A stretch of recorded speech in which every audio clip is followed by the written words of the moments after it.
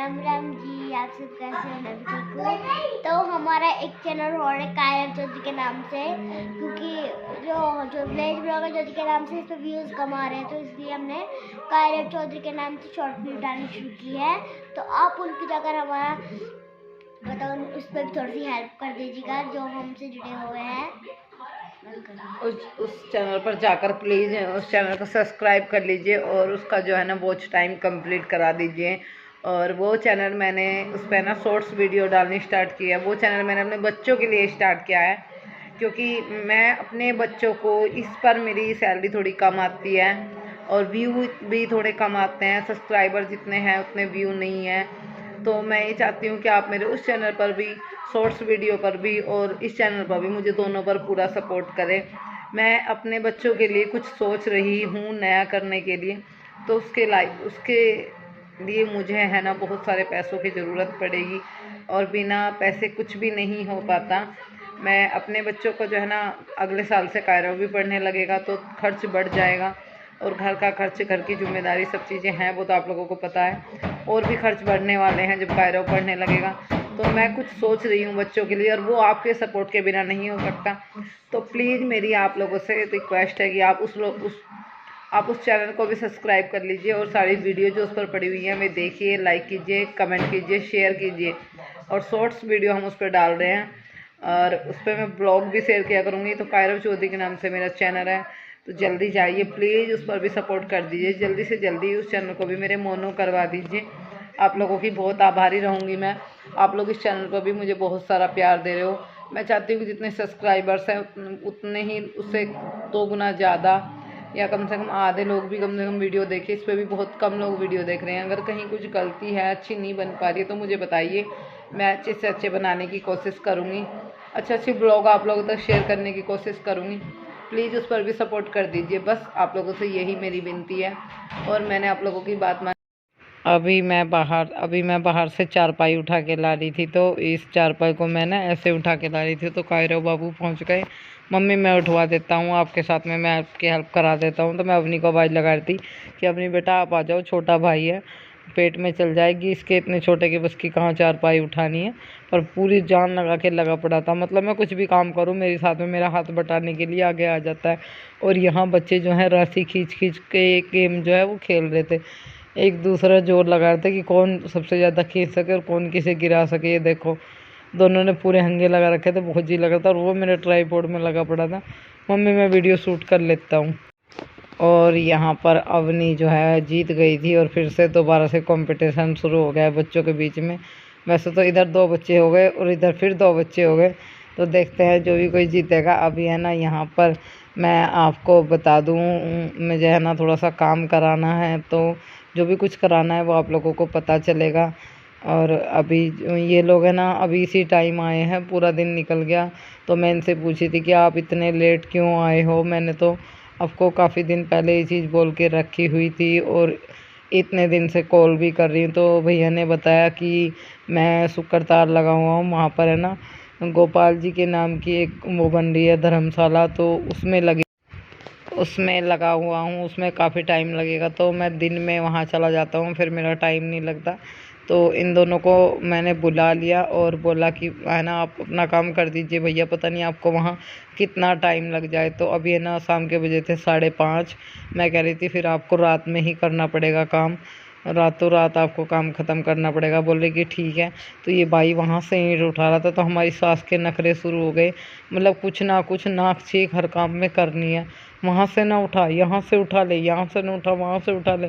मतलब वो लड़का जो ईंट उठा के डाल रहा था उसको नई नई बात बतानी शुरू कर दी।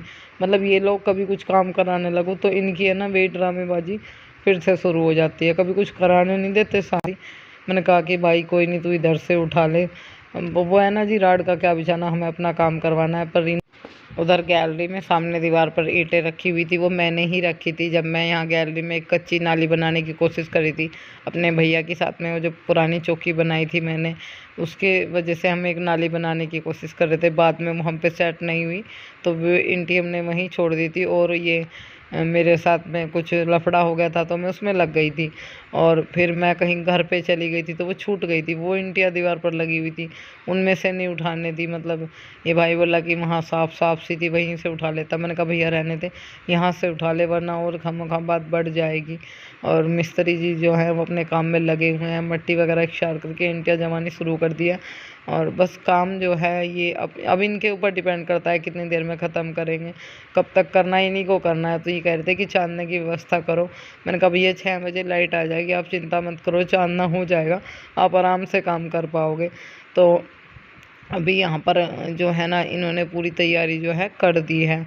और मैं मिस्त्री जी से पूछ रही थी कि मतलब आपको कितना टाइम इसमें लग जाएगा, कि इसमें 2.5 से 3 घंटे आराम से लग जाएंगे और आपका काम हम अच्छे से करके जाएंगे। ऐसी बात नहीं है, बीच में कोई काम ऐसा नहीं छोड़ेंगे कि ख़राब हो या अच्छी ना बने। जो भी आप बनवा रहे हो बहुत अच्छे से बना के तब।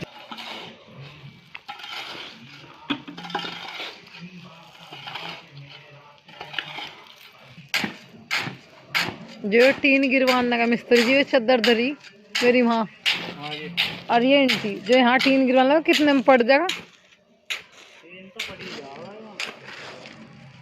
फिर भी कितना सीमेंट वीमेंट कितना क्या? लोहा वो कील काल काबले उबले से ना, पता नहीं वे है जना नहीं है, मुझे तो लगता नहीं है। हाँ मैं बताऊं, दीवार खड़ी करके कोठा सा बना रखा था, ऊपर से टीन गिर रखी थी वो। तो कहीं चद्दर है, पता नहीं क्या है, होंगी 6-7 से तो ज़्यादा ही होंगी मेरे ख्याल से।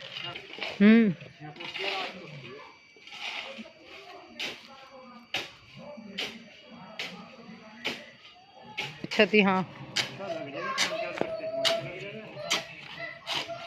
अंदाजा कितने रुपए लग जाएंगे इसमें?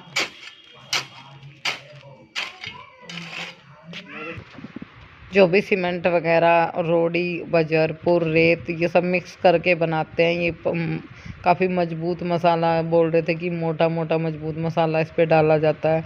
मतलब कहने का जो है, इसमें सारी चीज़ें डाल के अगर बनाए तो काफ़ी टाइम तक, लंबे टाइम तक टिकती है चीज़। और इन्होंने है ना एक एक तसला करके ये जो मसाला है वो डालना शुरू कर दिया है।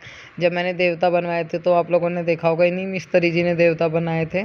तो यहाँ पर अभी ये बस इसको है ना, ये कह रहे कि नीचे से रोड़े फोड़ दिए हैं, ईंटी लग गई थी साइड से, और अब ये मसाला डाल देंगे ऊपर से। फिर है ना और भी बहुत सारी फिनिशिंग वगैरह होगी, चीकनी करी जाएगी, तो बहुत टाइम लगता है जो भी स्थान बना रहे हैं। तो अभी ये लोग काम में लगे हुए थे, तो मैं बीच में खाना बना के आई और इनको भी देखती रही। थोड़ा सा ना खड़े होकर काम करवाना होता है। ये लोग तो वैसे अच्छा कर रहे थे, पर फिर भी थोड़ी निगाह तो करनी पड़ती है, देखना पड़ता है कि भाई कोई कैसे काम कर रहा है कैसे नहीं। और यहाँ पर जो है ना, अभी भी मैं वहीं खड़ी हुई थी कायरव को लेकर, और ये क्लिप अवनी ही शूट कर रही थी। तो ये लोग है ना अपना काम मतलब जो है पूरा कंप्लीट करके, तो मैंने कहा अभी जाओगे या फिर इसको कल के लिए छोड़ोगे? नहीं, आज ही कंप्लीट करके जाएंगे, कल के लिए नहीं छोड़ के जाएंगे। आप परेशान मत होइए, आज ही पूरा कर देंगे। यहाँ पर है ना बातों बात भी चल गई कि देवता बने थे तब भी आपने बहुत परेशानी उठाई।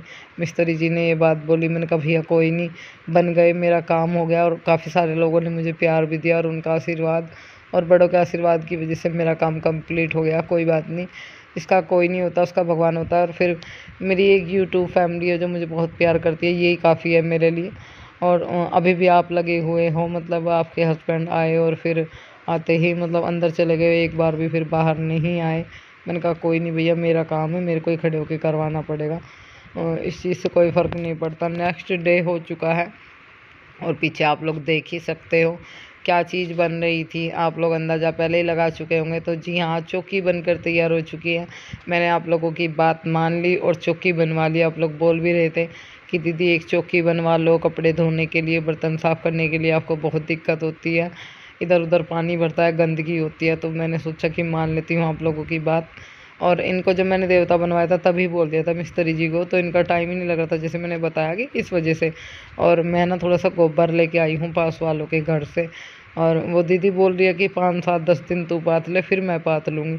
तो मैं सोचूँ यार एक भी उपला नहीं है, थोड़े बहुत उपले तो ज़रूर चाहिए घर में। कहते हैं कि टूटी खाट, और अगर घर में टूटी खाट हो वो शुभ नहीं मानी जाती, ईंधन ना हो वो भी शुभ नहीं माना जाता, फुट्टे बर्तन, 3-4 चीज़ें जो होती है वो टोटे की निशानी होती है, मतलब और गरीबत आती है इन सब चीज़ों से।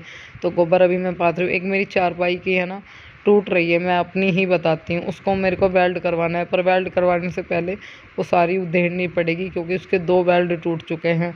मैं सोच रही हूँ 1-2 दिन में मौका लगा के उस सारी खाट को मैं उधेड़ देती हूँ, उसको वेल्ड करवा के दोबारा से मैं उसको बना लूँगी। कोई बात नहीं, मुझे थोड़ी सी दिक्कत ही तो पड़ेगी, उधेड़नी पड़ेगी वो, फिर उसमें वेल्ड करवाना पड़ेगा। तो एक चीज़ तो हमारे घर पे भी हो रही है, इसको मैं सही करूँगी। और उपले भी घर में ज़रूर होने चाहिए। देखो शहरों में तो लोगों का मैं नहीं जानती, पर गांव में ये सब चीज़ें मानते हैं कि घर में ईंधन होना बहुत ज़रूरी है, और फूटे बर्तन नहीं होने चाहिए, टूटी खाट जो मैंने अभी बताया, ये सब टोटे की निशानी होती है कि घर में लक्ष्मी नहीं रुकती।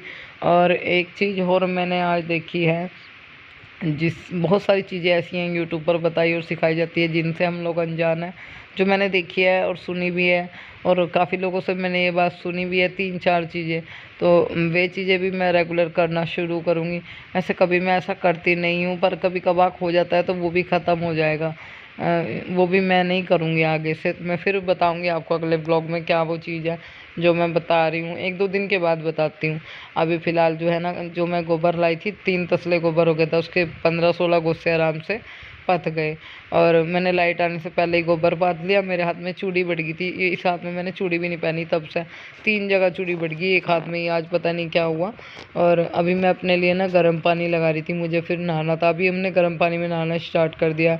और मैं यहाँ पर कर रही हूँ अपने कपड़ों पर प्रेस। नहा चुकी थी मैं, अपने कपड़े मेरे न्यू कपड़े थे, इन पर मुझे प्रेस करनी थी। मुझे कहीं जाना है तो मैं प्रेस करके अभी रख दूँगी। आज भी जा सकती हूँ, कल भी। कभी कभार हो जाता है, कहीं ना कहीं जाना पड़ जाता है। 100 काम है आदमी को, पता नहीं किस काम के लिए कब निकलना पड़ जाए। तो चलिए आप लोगों से अभी थोड़ी सी मैं बात कर लेती हूँ, है ना। हेलो, राम राम जी, कैसे हो आप सभी। उम्मीद करती हूँ बढ़िया होंगे, ठीक ठाक होंगे। आज सुबह से इस तरह से काम में लगी हुई हूँ कि 1 मिनट भी आप लोगों से बात करने का नहीं मिला। अब सोचा बात कर लेती हूँ, जब तक मैं कैमरा उठाकर बात ना करूँ मेरा खुद का मन नहीं लगता। और अभी फ़िलहाल कायरब ने बड़े परेशान कर रखे, स्कूल भेजना स्टार्ट करेंगे अभी। फिर किसका इंजेक्शन वगैरह लग रहे हैं, इस वजह से नहीं भेज रही हूँ।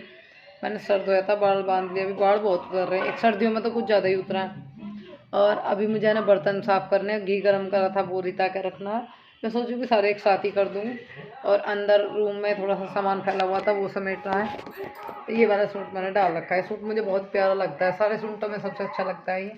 और वहाँ मेरे कुछ कपड़े रखे हुए हैं, वे भी उठा के रखने हैं। चलिए फिर आपसे थोड़ी देर में मिलते हैं। आज मेरे बाल मेरी अम्मी ने बनाए थे, छोटी सी बना रखी है, पता नहीं कैसे कैसे क्या। थोड़ी देर के बाद आप लोगों से मिलती हूँ। और जो मैंने कल काम कराया था वो आपको दिखाऊंगी, किस चीज़ में काम चल रहा था रात में। तो चलिए आप लोगों को दिखा देते हैं। नेक्स्ट डे हो चुका था, तो दोपहर के बाद का समय है। मिस्त्री जी ने कहा था कि अगले दिन ना दोपहर के बाद आप इसकी तराई कर देना पानी से। अभी इसे इस्तेमाल मत करना, 2 दिन के बाद इस्तेमाल करना, सेट हो जाएगी, पर तराई ज़रूर कर देना। बहुत सुंदर लग रही है। मैंने इसके साइडों में कोई कन्नी का सिस्टम